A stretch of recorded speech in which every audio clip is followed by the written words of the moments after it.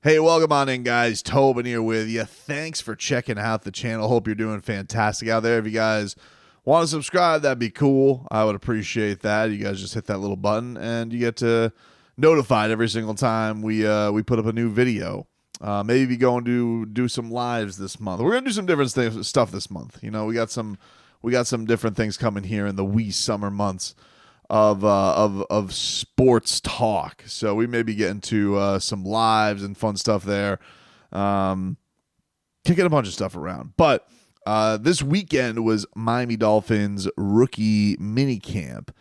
And I got to tell you, I like the attitude of these rookies, you know, because I do feel like this has been a class that has had a lot of doubt cast over it, not by the fans.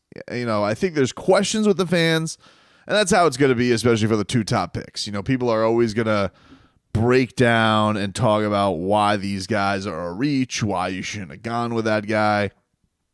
And then you have the guys who fell, and they're going to think to themselves, you know, everybody in the fan base is going to think to themselves, oh, that guy's going to be value. That guy's going to be awesome. But to those guys, there's a level of disrespect that they feel that they're still trying to get over. And I think that could fuel a lot of good things. And I wonder how unifying that could be, because in a lot of ways, that is the identity of the coach, right? Like he has talked about this, that he can always relate to those people who have been overlooked, have some question marks about them, and that has really been the case with all of the picks that you have here. You look at a guy like Chop Robinson, where people are saying, I don't really know. I don't know if he's powerful enough. I don't really see the production there with the numbers in the collegiate career. Is this guy really worth getting picked where he got picked? And I think that can be a good fueling place for him. You know, that they can look at this and be like, all right, people don't think that you really are worthy of this, that you're just an athletic freak, that you were a combine star, and that you can't translate this to the NFL.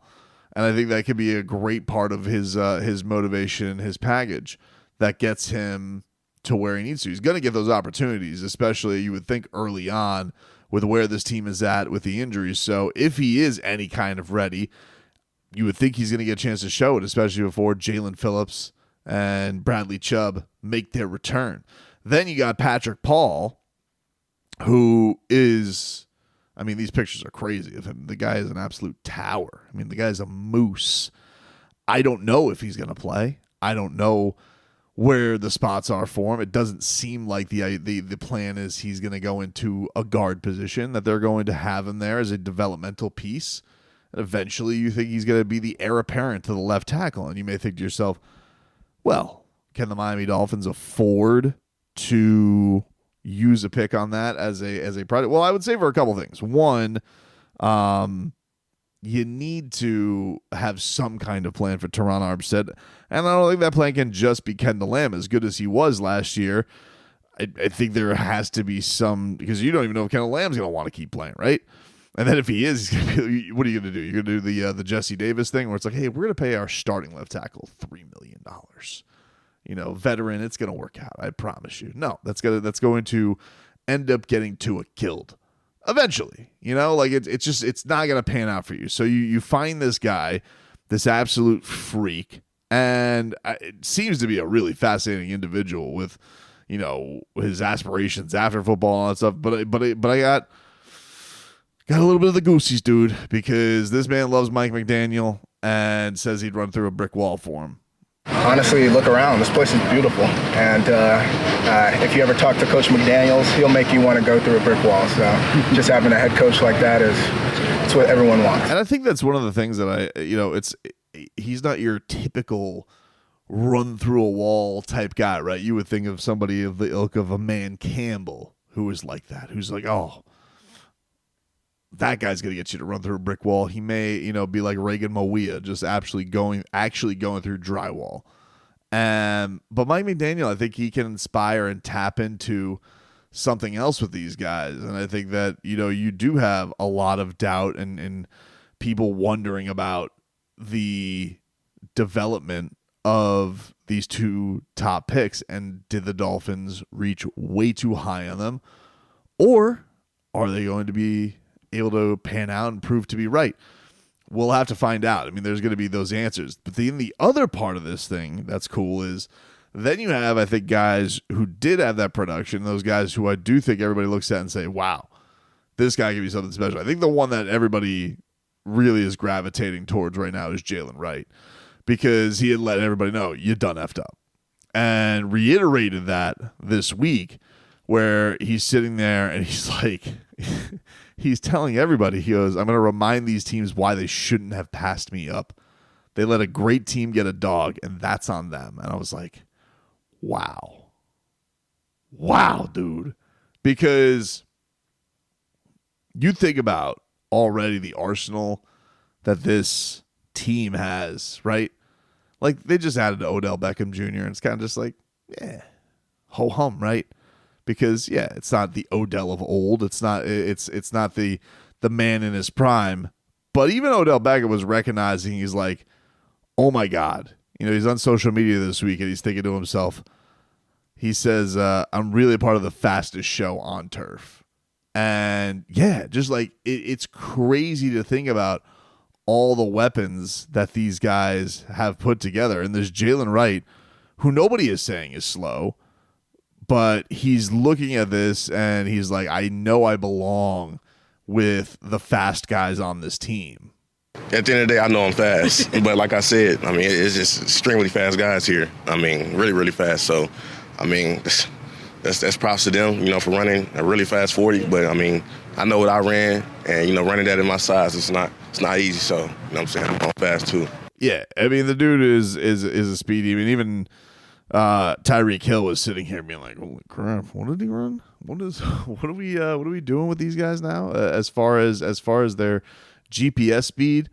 But you have this team that, you know, Raheem Mostert comes in this year, right? And it's like, wow, it's incredible that he's been able to be this effective for this age, but when does that run out? Eventually, you got to have the supplemental plan that's there. And Devon Achane, I mean, I think almost we're like underselling how good and how explosive this guy could be this year.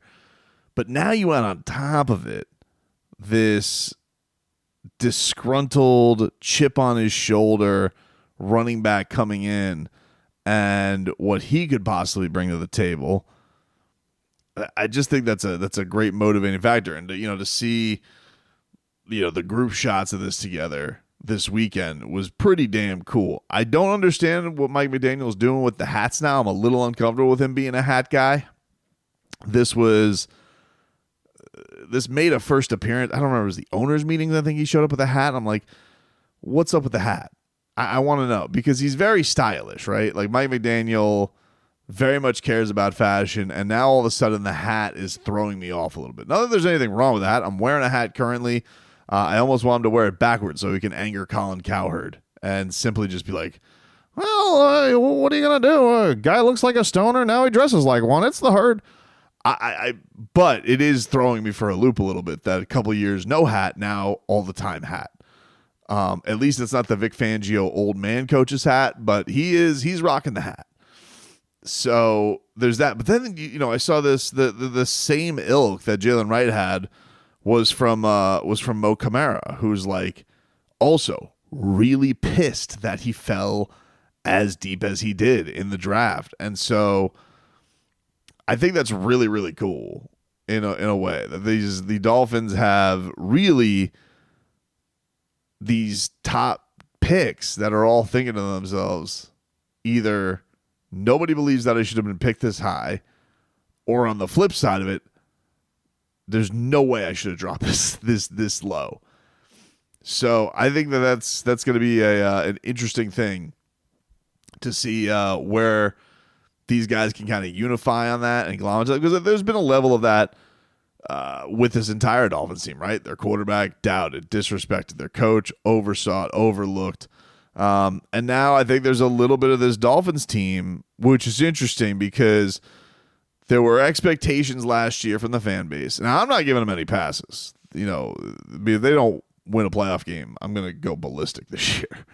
But there is an element to a lot of people thinking that they are through, that they've lost too much talent. And in my mind, they've lost a great player, Christian Wilkins. The rest of the defense, I think they've done a marvelous job of replacing.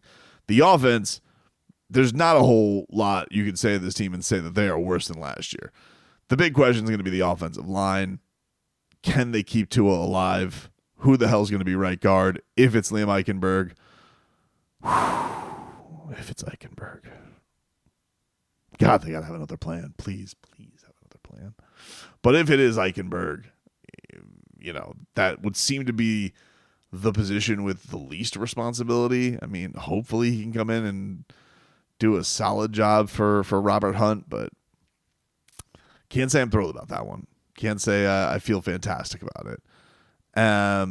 But as far as the skill, filling the skills all over the place, getting Odell, Jonnu Smith, add to the running back room, have some more offensive line talent depth. Yeah, I think it's looking pretty damn good. And I think that they're setting themselves up. And I think the interesting thing is everyone seems to be of the national opinion, they've taken this monster step back. Aaron Rodgers off ayahuasca, a possible VP candidacy, and Achilles surgery is going to be the favorite. And Jet Up is going to be talking about that. And I think that's going to be fascinating to see going into this, because I think the Dolphins have set themselves up pretty good. But from the intangible disrespect standpoint, I like a lot of what's brewing here from the young guns.